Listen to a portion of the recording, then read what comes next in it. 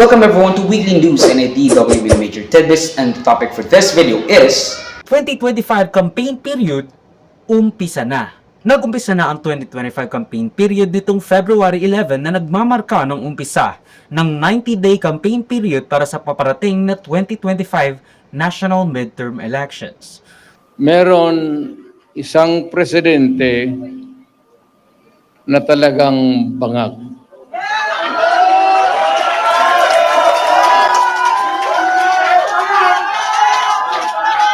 Hindi naman buang, pero yung bisyo ng droga, long term yan. Maging ulol si Marcos,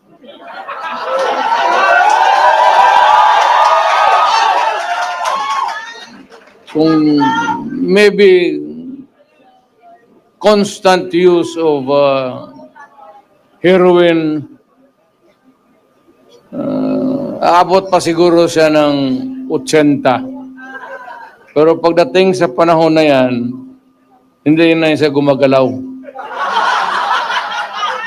Either nakatindig lang yan sa kwarto niya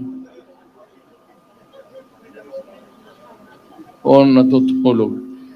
Ang midterm elections are basically a referendum sa first half ng presidency, setting up the latter half ng termino ng presidente.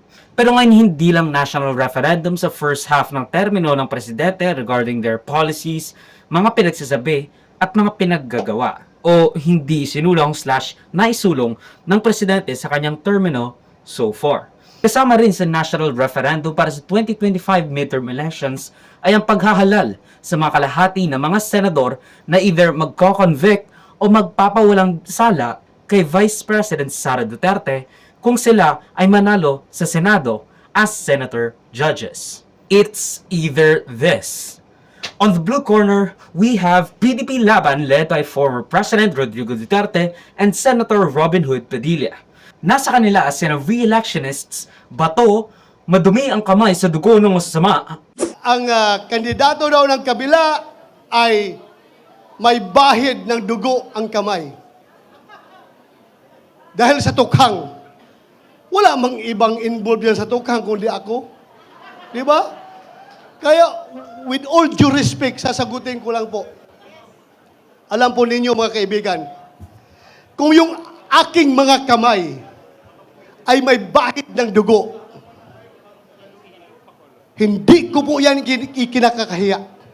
Kung yung aking mga kamay ngayon ay may bahid ng dugo, dugo ng mga masasamang tao, kung kinakailangan na madumihan ng dugo ng masamang tao ang aking kamay para maprotektahan ang buhay ng mga matitino, mababait at mga law-abiding citizens, gagawin ko po yun. Itaga nyo sa bato. Gagawin ko yan. At baklang tabingi ay stroke victim pala, De La Rosa at Mr. Malasakit, bong hindi ko siya iiwanan habang buhay at sa amin na lang yun dahil mahal ko ang Pangulo. Go! Sinasabi ng ilan dyan, senador na ako, bakit patuloy pa rin ako malapit sa Pangulo?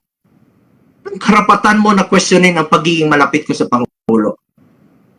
Nangako ako sa Pangulo, hindi ko siya iwanan habang buhay. At amin na lang yun. Dahil mahal ko ang Pangulo. Kasama si Attorney Jimmy, let me be the one to break it up. Wait. Kasama si Attorney Jimmy, let me be the one to break it up so you won't have to make excuses. Bondok, Philip Salvador, like, I have no idea why he's even running, for real. Rodante, hindi totoo ang West Philippine Sea, Marcoleta. Ang problema natin is the West Philippine Sea, sabi natin, ano. But sinong agency ng government ang nag-empower sa ating mga kababayan para malaman nilang complications ng West Philippine Sea? Isipin po natin, sir, there is nothing as West Philippine Sea. Wala po yun. That is a creation by us. Sa totoo lang po, kahit nabasahin mo yung ating mapa or what, there is no West Philippine Sea. And the master and owner of the whole wide world and universe na nagpapastop ng mga earthquakes, bagyo, at marami pang iba, Pastor Apollo Carion Quiboloy o PAQ. Tiwalaan dito. Tatay ninyo si Lucifer, tinalo ko dito. Hindi niyo natalo siya, tatay ninyo siya. Tingnan ninyo. Hawak-hawak niya, mga liig ninyo. Tapos debate-debate. Tapos sabihin mo, tingnan mo yung assessment mo, takot ako makipagdebate. Hindi nga ako natakot kay Lucifer, sa inyo pa. Pero bakit hindi ko kayo didebatihin? Bakit ko kayo didebatihin? Ako na nga yung katotohanan. Ako ang daan at ang buhay. Pag di kayo dumaan sa akin, hindi kayo pupunta sa langit. Noong lumindol ng 6.6, nandun ako kapon, nandun ako sa kwarto ko. Sabi ko, Lindol, stop! Umi-stop. Tapos, pangalawa, yung mga 11 siguro yun. Nandyan si Ingrid, nandyan sino yung kasama ko, nagsusulat ako, lumindol. Sabi ko na, stop! Eh di umi-stop din. Pasalamat kayo sa akin. Oh, pasalamat kayo sa akin. Kasi kung di ko pinay-stop yun, marami kayong magigiba dyan. Sinigawan ko yung lindol. Nung gumano na yung mga chandelier ko. Stop! Sabi ko na, stop! Stop ka agad. Sabi ni Sterlet, oo nga, no? Yung pangalawa, ganun din. Pasalamat kayo sa akin, napay-stop ko yung lindol na yon. And some other guys na I don't really know. Actually, it's just two. They're both attorneys. So, like, hindi daw sila pinabili lang ng suka at nakapag-file na ng Certificate of Candidacy contrary to BBM. So, there's that. Ito yung mga kapag nanalong senador would most definitely vote to acquit Vice President Sara Duterte sa mga charges na inihain sa kanya ng 240 miyembro ng House of Representatives. On the red corner, perfect attendance ng Senate slate na inendorso ng Administrasyong Marcos sa kanilang campaign kick-off rally na nilaunch sa baluarte ng mga Marcos, Ilocos Norte, Lawag City. Wala sa kanila ang may bahid ng dugo dahil sa tukhang. Wala sa kanilang kasabwat sa pagbulsa ng sako-sakong pera, pinagsamantalaan ang krisis ng pandemya, pinabayaan ang ating mga kababayan na magkasakit at mamatay. Wala sa kanila ang mga pumapalakpak sa China at natutuwa pa kapag tayo ay binobomba ng tubig. Tinatamaan ang ating mga Coast Guard, hinaharang ang ating mga mangingisda, ninanakaw ang kanilang huli. At bukod pa ron ay inaagaw pa ang mga isla natin para maging bahagi ng kanilang bansa. Wala po sa kanila ang tilang sakristan ng isang bulaang propeta na nasasakdal dahil sa pagyurak sa ating kabataan at sa ating kababaihan. Wala sa kanila ang tagataguyod ng pugad ng krimen, ng sentro ng paglalapastangan ng mga kababaihan na mga pogo. With President BBM boasting na walang OJT o on-the-job trainee dito sa kanilang Senate slate dahil lahat sila ay may experience na sa politika and even the Senate. Ang amin pong ipinagmamalaki at pinaglalaban ay subok na at matagal nang nagseserbisyo sa publiko. Nagtataka nga ako, parang yung mga iba na naging kandidato, nag-deliver lang yata ng suka, nabigyan na ng Certificate of Candidacy. Dahil wala ang ikukumpara sa ating mga kandidato. Pagpasok po sa Senado ng mga re-electionist sa Senado, ay wala na pong OJT. Hindi na mag-aaral. Alam nila ang trabaho. Ito ay Senate re-electionists, Senator Pia, sponsor and co-author ng legalization ng Pogo, Cayetano, Lito, hindi ko alam kung anong ginawa niya, pero something, Lapid, Francisco, I have no opinion of, just yet, Tolentino, Bong, apelido ay Bong Revilla ang nagbubudots lang imbes na plataforma, Revilla, at Aini, author ng legalization ng Pogo, Marcos. Puro trapo? Pangmatagalang tagawaldas? Generally unlikable? Meron pa? nandito ang mga gustong magbalik sa Senado. Sila ay dating Senador Manny, LGBTQ people are worse than animals, Pacquiao. Para sa akin, ito lang, common sense lang. Makakita ka ba ng any animals na lalaki sa lalaki o babae sa babae? Mas mabuti pa yung hayop. Marunong kumikilala kung lalaki o lalaki, babae, babae. Di ba? Ngayon, kung lalaki sa lalaki o babae sa babae, mas masahol pa sa hayop ang tao. Tito, mabait sa Coca-Cola Soto, at Ping, kasama sa hotel laban kay Lenny, Lacson.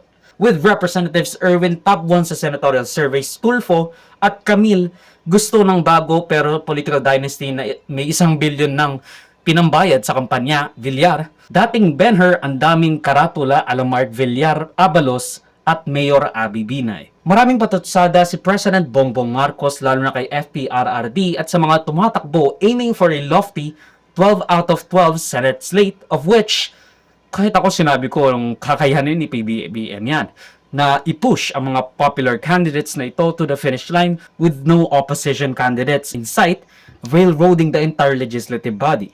Baka mamaya, mapatalsik talaga si Sara. Now, before everything else though, tingnan mo sila PBBM at his cronies.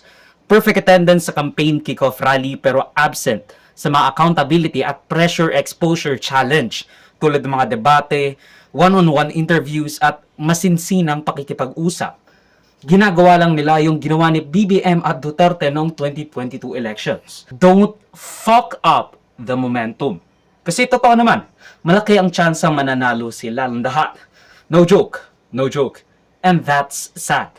Pero don't shake your hand in the sky saying na popularity contest lang ang eleksyon because it is. Huwag kang magalit na popularity contest ang demokrasya. That's democracy. Whether you like it or not. Ganon ang electoral system natin. Don't blame the voters, blame the candidates. Yung mga magagaling na kandidato, bakit parang ang babaduy nila, diba? Like, hindi sila ganon ka-exciting. Hindi sila exciting. Kung gusto talaga nilang mag-serve, they'll create a momentum greater than these people na ayaw natin sa mga ganoong posisyon. Beef up your PR. Be relatable sa tao. Hindi yung puro ka lang virtue signaling. 'Di ba? Parang syempre naiinis ka na this person says that I am better than you. I know more than you. I know better than you. Kaya kayo hindi binoboto eh. Tapos magagalit kayo na hindi kayo binoboto ng tao sinasabihan niyong bobotante. Huwag niyo sasabihin bobotante kahit na objectionable ang kanilang mga iboboto. You'll just alienate them. Paalisin nyo lang sila. Kasi ayaw ng tao na marinig na sinasabihin silang bobo, tanga, at mali ang mga desisyon sa buhay. The very thing that put off a lot of people kay Lenny, kasi yung mga pinklaman, toxic. Mga kung ano-ano pinagsasabi. Mga feeling matatalino. Tapos ngayon, every time na magkakaroon ng krisis, lagi lang sinasabi, sana tama kayo. Sana tama kayo. Hindi, mali pala kayo. Anyway, it's stupid. Ang ganda nga ng plataforma mo, pero kailangan mo ng 10 paragraph para lang i-explain. Parang wala rin, di ba? Don't give me that shit. It's stupid. So yeah. Please, yung mga mabubuting kandidato sa mga makabayan, Kikobam, well, do your job. Be better at your job. Don't alienate people.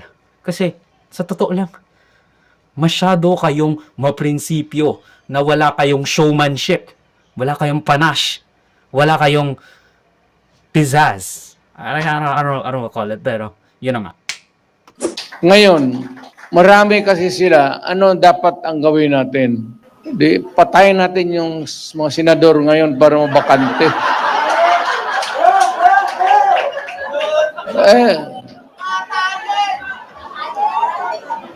Kung makapatay tayo ng mga 15 na senador, pasok na tayo lahat. Ang video clip na ito ay galing sa aking series na News Worthy Recap. Check the entire video for the complete weekly news recap and subscribe to the channel to be kept up to date sa mga local at global news na I'll make sure would be interesting to you particularly.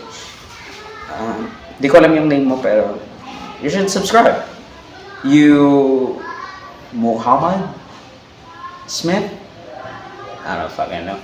John Smith? Salamat sa manunod mga kabayan. Avoid me, like, subscribe, follow my links in socials and avoid. Choose that with the link down below. Sa susunod muli, of course, paalam.